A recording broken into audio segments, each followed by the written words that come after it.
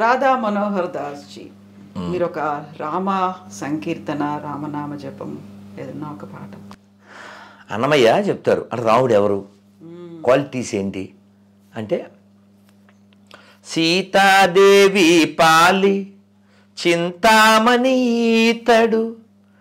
ఈతడు దాసుల పాలి ఇహ పరదైవము, రామచంద్రుడితడు రఘువీరుడు కామిత ఫలములీయ కలిగనే ఇందరికి, రామచంద్రుడితడు రఘువీరుడు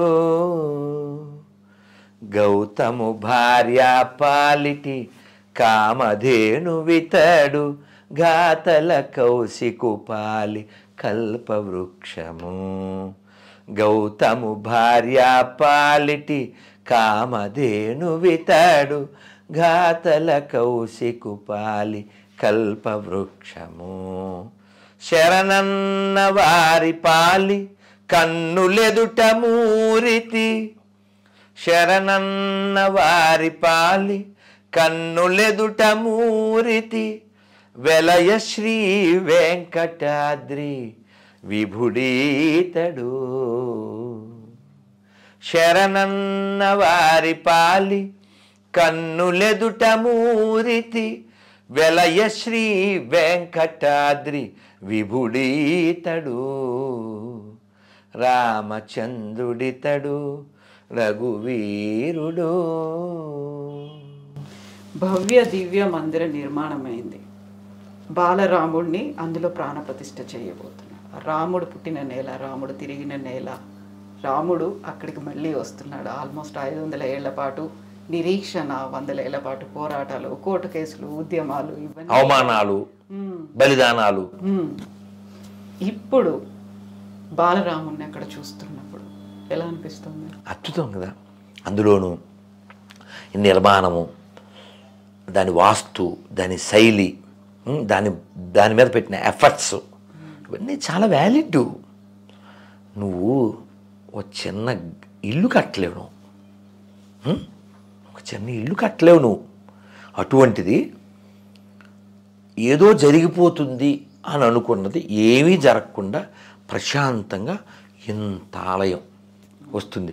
ఎవరో ముల్లా గారు ఒక ఆయన అనౌన్స్మెంట్ చేశారు, 22 जनवरी को सब मस्जिद में రామ్ నామ్ జపుకోరు అన్నాడు ఆయన. ఎందుకంటే ఏం చెప్పాలండి, ఎందుకంటే ఏం చెప్పాలి కదా. రాముడు అందరూ వాడండి.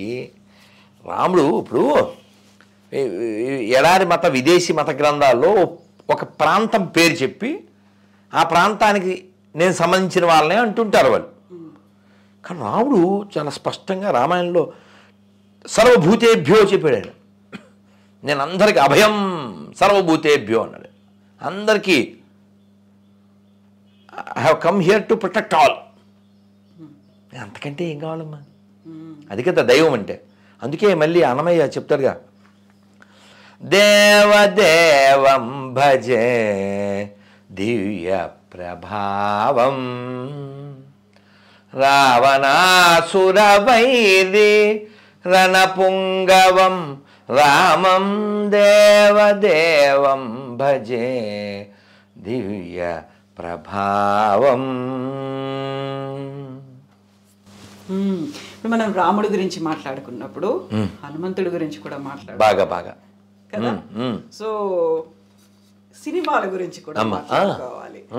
ఇప్పుడు గతంలో ఆది పురుష్ అనే సినిమా వచ్చింది రాముడి మీద, ఇప్పుడు హనుమాన్ అనే మూవీ వచ్చింది ఆంజనేయుడి మీద. రెండు చూసారా? ఓం రౌత్ పైత్యం ద్వారా వచ్చింది ఆదిపురుషు. నేను అది ఆదిపురుషు కాదు, సోది పురుషు ఆల్రెడీ అనౌన్స్డ్. ఓకే, ఆల్రెడీ ఈ ప్రూవెన్ ఆల్సో. రావణాసురుడు, గబ్బిలాలు, వీడి గబ్బు, వీడి పైత్యం అంతా. ఇప్పుడు నాకు మీ ఇంటి విషయాలు ఎలా తెలుస్తాను? మిమ్మల్ని అడిగితే తెలుస్తాయి. అడిగి తెలుసుకుని ఏదో పేరు చెప్పారు, ఆ పేరుతో దాన్ని మనం దానికి తగ్గట్టు ఉండాలి. మన పైత్యం అందులో ఎంటర్ చేసేసి రావణాసుడు పిశాచాలకి మాంసం తినిపించడం వీడి ఒకటి కాదు. అయితే ఈ హనుమాన్ మూవీ తీసిన వాళ్ళు కొత్త వాళ్ళు, చిన్నవాళ్ళు. ఆ మాటకు వస్తే ఓమ్రౌత్లాగో ప్రభాస్లాగో చాలా వెల్ సెటిల్డ్, వెల్ నోన్ కాదు అసలు. కానీ వాళ్ళు విత్ ఆమన్ రివరెన్స్ ఒక ఏమంటారు భయభక్తులతో తీశారు. ఈ ప్రశాంత్ వర్మ అనే ఈ డైరెక్టర్ నేను చిన్నప్పుడు సరస్వతి శిశు మందిర్లో చదువుకున్నాను. మాకు ఈ రామాయణ భాగవతాలు చెప్పారు. అప్పటి నుంచి నాకు దీని మీద ఒక ఆలోచన ఉంది. అలా సంస్కారవంతంగా పెరిగి సంస్కారవంతంగా తీయాలి. అంతేగాని మొన్న వాడెవడో నీలేష్ కృష్ణ అని అన్నపూర్ణి అని తీసేసి ఒక అర్చకుడు కూతురు మటన్ వండాలి, దానికోసం నమాజ్ చేయాలి, దానికోసం పైన గొడ్డ వేసుకోవాలి, ఈ పైత్యం అంతా మన మీద రుద్దకూడదుగా. సో కాబట్టి హనుమాన్ మూవీ చూసి వచ్చిన వాడు ఎవరో ఒక అతను కామెంట్ పబ్లిక్లో చెప్పాడు, ఓమ్రౌత్ ఇతను చూసి సిగ్గు తెచ్చుకోవాలి అని చెప్పి. సరే వాళ్ళు తెచ్చుకుంటారు లేదో, మనమైతే తెచ్చుకోవాలి, అతన్ని అయితే మెచ్చుకోవాలి నీలేష్ని. హనుమాన్ మూవీ సూపర్ హిట్, చాలా బాగా తీశారు, బాగా వెళ్తుంది. ఆ పిల్లలు వాళ్ళు ఎవరైతే డైరెక్టర్ ఉన్నారో ప్రశాంత్ వర్మ, ఆ పిల్లవాడు సజ్జా తేజ, వీళ్ళు చేసిన కృషి, వాళ్ళ టీము అందరికీ రాముల వారి అనుగ్రహం. ఇంకో మంచి పని, వాళ్ళు చిన్నోళ్ళు అయితే అంటే పెద్ద హృదయం ఉంది. ఇందులో తెగే ప్రతి టిక్కెట్లో 5 రూపాయలు ఇస్తాం రాముల వారి ఆలయానికని 14 లక్షలన్నర వెంటనే చెక్కు కూడా ఇచ్చేశారు వాళ్ళు. అలా కదా ఉండాలి. We appreciate, definitely.